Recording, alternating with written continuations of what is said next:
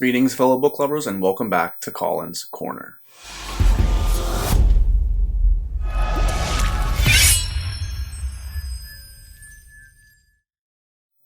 Today we are going to be adding another video to my Getting Into series, and we're going to be talking about 5 Stephen King books that got me to become a constant reader. But before we get into today's list, I have to go over the answer for the last Comedy with Colin segment where I asked you guys to joke, what is the best way to carve wood? The answer? Whittle by whittle. Alrighty, now let's get on with this list. As I was going through the list of books that I have read by Stephen King, I wanted to diversify this list a little bit by making some choices for books that would provide a bit of a variety within King's writing styles, because a lot of people I feel are unaware of Stephen King's range. Now, before I got into reading Stephen King, I didn't really realize how big of a range he had, and I really believe that King has something for almost any type of reader of fiction.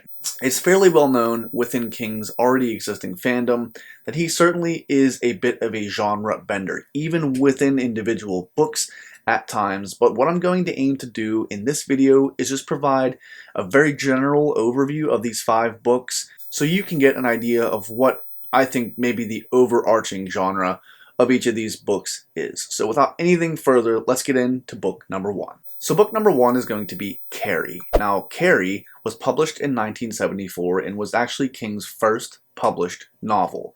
Although I wouldn't personally consider Carrie one of my all-time favorite King books, I know it is very high up on a lot of people's lists, and I don't want to give you the wrong impression because I certainly did enjoy Carrie. Carrie is a troubled high school girl who is the victim of bullying at her school. She is very reserved, not good at standing up for herself, and doesn't really have the easiest home life either. However, she does have a power that is unknown to her peers in the community and in her school, and the final straw that finally breaks the camel's back falls, and she unleashes this power to get the revenge that she has so desperately been seeking for so long. Carrie fits the bill of being a traditional King horror book and explores the ugliness that humans can display to one another at times, especially the unchecked and at times extremely volatile emotional atmosphere within a high school. And on top of all that, Carrie is a quick read, clocking in at only about 320 pages or so. Book number 2 is going to be The Institute.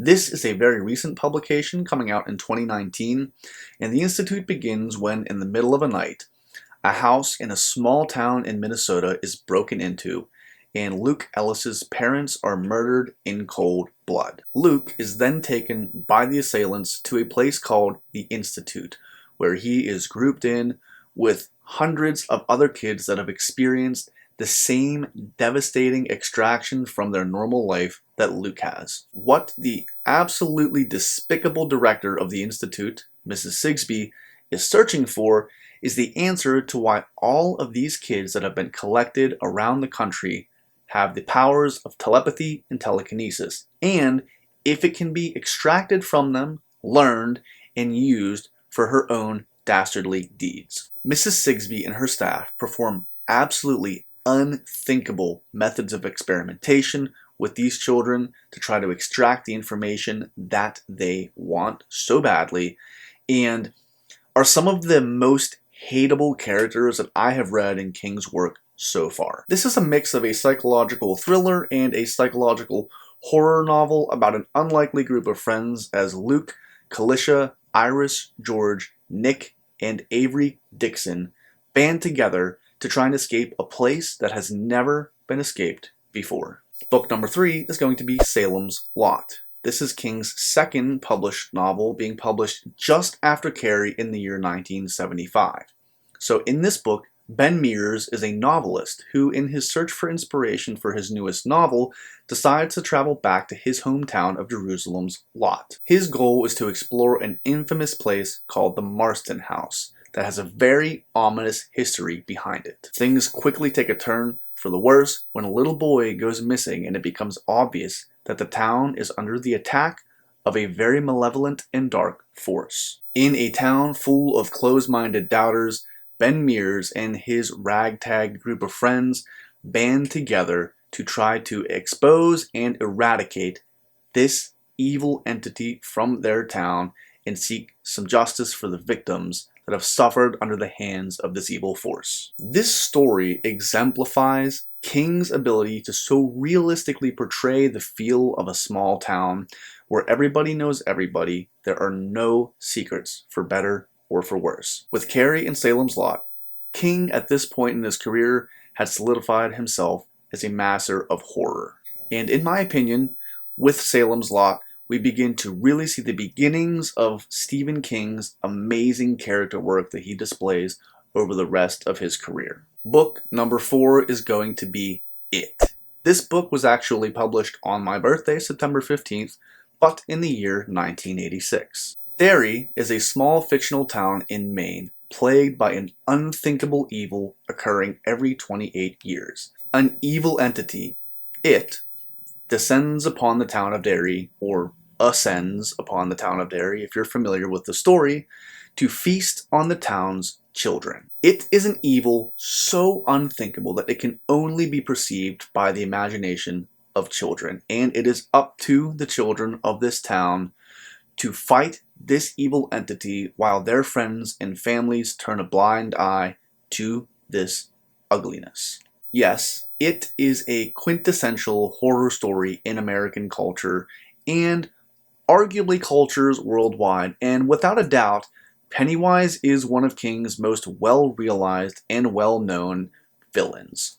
But what I did not realize before reading this book was just how much more there were packed into these pages than the horror aspects. The stories of Bill, Ben, Bev, Richie, Stan, Eddie, and Mike, a group of outcast kids who band together to form what is called the Losers Club, provides some of the absolute best stories of friendship and coming of age that I've ever read in my entire life. This is an extremely long journey, but I promise you that if you decide to embark on it, you will undoubtedly connect with some or all of these characters at some point throughout this story, and you will feel like you are going along this journey right alongside the Losers Club. And last but not least, guys, book number 5 is going to be 11/22/63. This is another somewhat recently published book as it came out in 2011.